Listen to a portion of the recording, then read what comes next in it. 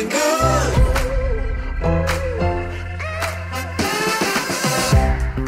You know me, I'm all about my business. No apologies. I run it.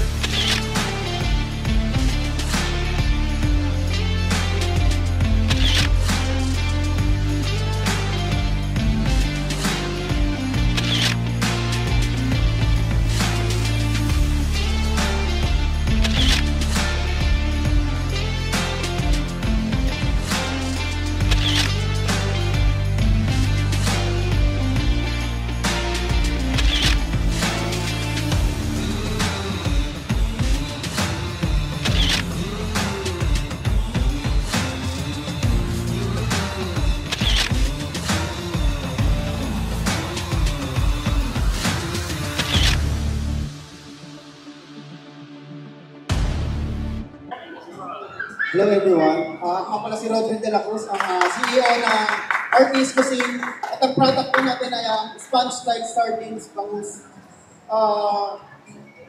Maaari po natin bisitahin ang page ng Artist Cuisine, ng FB page, TikTok, and Instagram.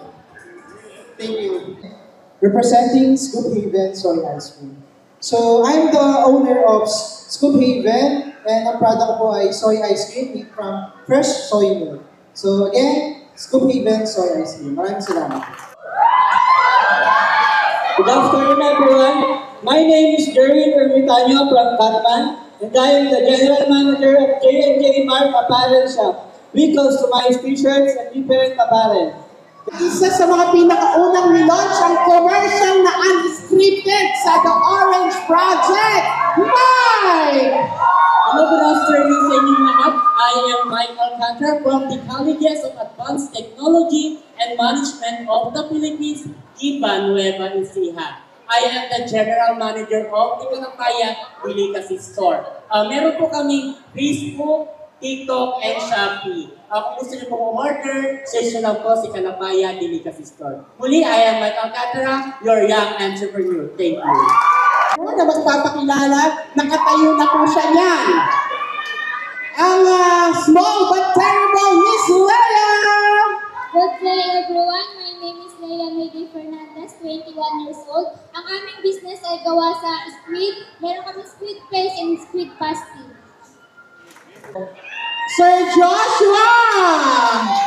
Hi, good afternoon everyone. My name is Joshua P. Sigismundo. I am 24 years old and I am the owner of the Luxurious Blooms PH located at Robinson's Townville, Cabanatuan. So we sell dried and preserved flowers that last for years. And you can also contact us at 0965-356-7116. You may also like our page, the Luxurious Blooms PH po, sa Facebook. Thank you. Ang anak ko, Daniel! Hello, Daniel! Hello po everyone, I am Daniel. Ako po yung may-ari po ng Daniel's Squid and Pastry Shop. Ako po ang negosyanteng madiskarte ng San Isidro. Meron rin po kami physical store po sa San Isidro po. Pwede nyo rin pong i-like po ang aming Facebook page po na Daniel's Squid and Pastry Shop.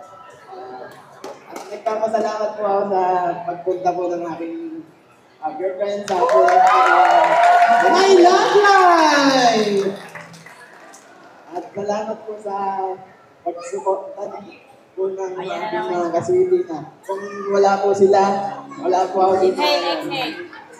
Ano siya si Alolo.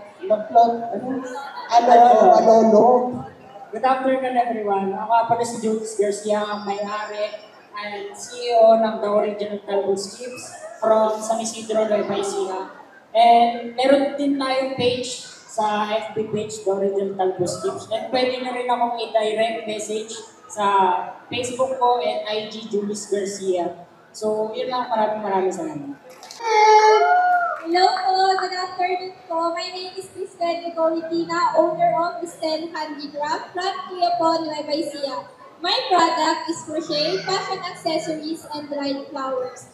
Once again, I'm Tikay Crochet of Quiapo. Thank you. Pizza! Oh!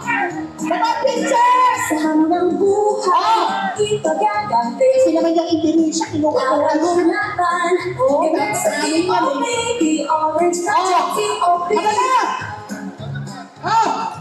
Oo, namin yan eh.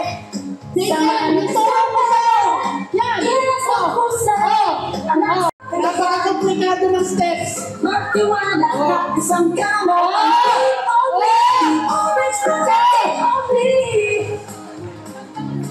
Siyempre, Leia and Kristen. Love you, Daniel! Wala! Tara, tutok ka na sa T.O.P. The Orange Project T.O.P.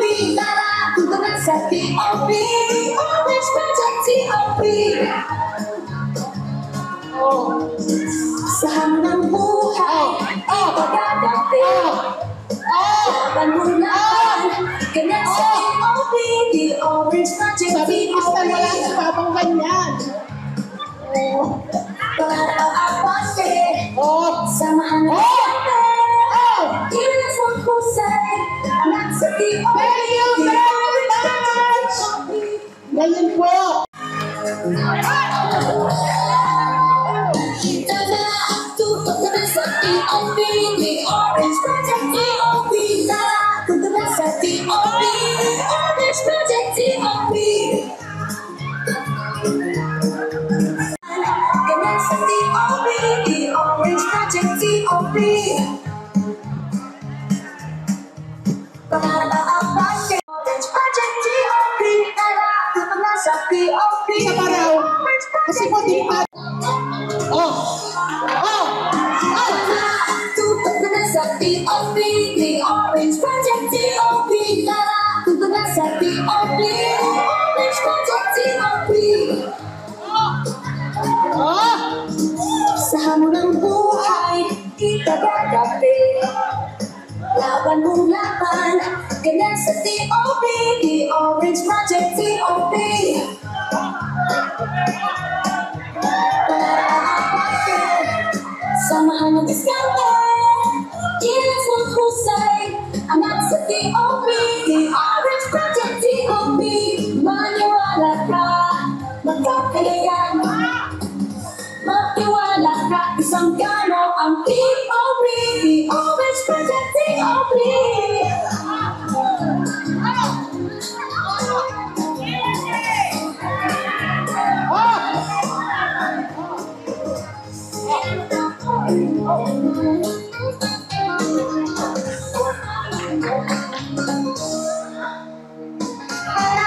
Tutok na sa T.O.P.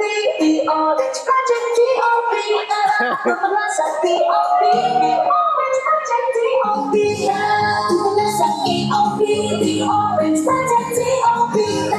Tutok na sa T.O.P. Orange Project T.O.P. Sa hamon ng buhay, di pagkagabi. Laban mo laban, ganyan sa T.O.P. The Orange Project T.O.P. Pangababate, Ayan pa. Kilas ng husay, aman sa T.O.P. The Orange Project T.O.P.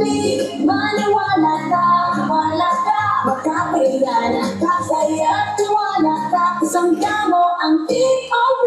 The Orange Project T.O.P. Thank you! Season 1! Top qualifiers! Tutok ka na sa T.O.P. The Orange Project T.O.P. Tutok na sa T.O.P. Orange Project T.O.P. Sa hamon ng buhay, ipagdadati. Laban mo laban, ganyan sa T.O.P. The Orange Project T.O.P. Para apate, samahan ng diskarte. Kilas ng husay, anak sa T.O.P. The Orange Project T.O.P. Maniwala ka, magkakayanan. Magtiwala ka, isang damo ang T.O.P. The Orange Project T.O.P.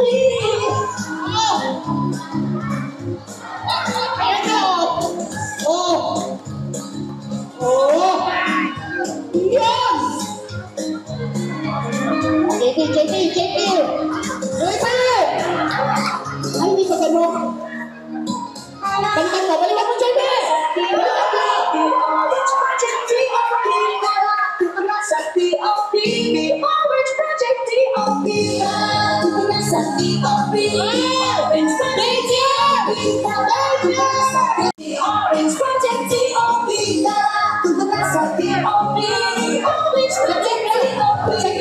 Saglit lang.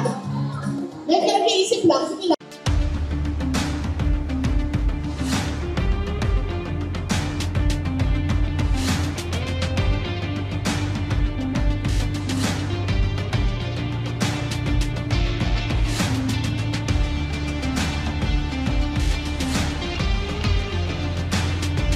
Ng program ito na nilaunch naman natin sa Nueva Ecija noong 2020 kasagsagan ng pandemic at yun ay nakitang malaking opportunity naman ng ating partner na sila Joby Linsangan ng The Orange Salon Foundation natin na yan para bigyan nga ng daan yung ating mga young entrepreneurs at iba pang sektor na matulungan dahil nga si Miss Joby mismo isang successful na entrepreneur sa mas maganda kung mas maraming magme-mentor sa ating mga entrepreneurs.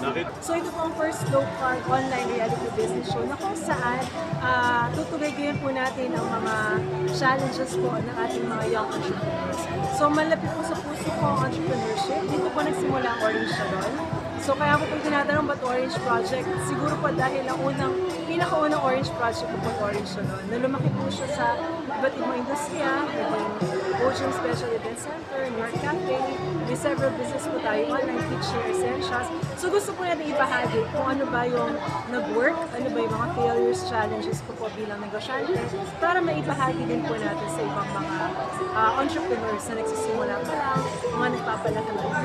So dito po sa channel na ito, hindi naman pagbebenta ang matututunan nila. Matututunan nila kung paano mag-apply sa DTI, kung paano maging knowledgeable sa kanilang mga napiling mga negosyo, at kung paano talaga i-employ ang mga principles of entrepreneurship. So yun po ang gusto natin, may push sila, may promote, at matuto sila ng mga tamang layunin tungkol sa kanilang mga negosyo.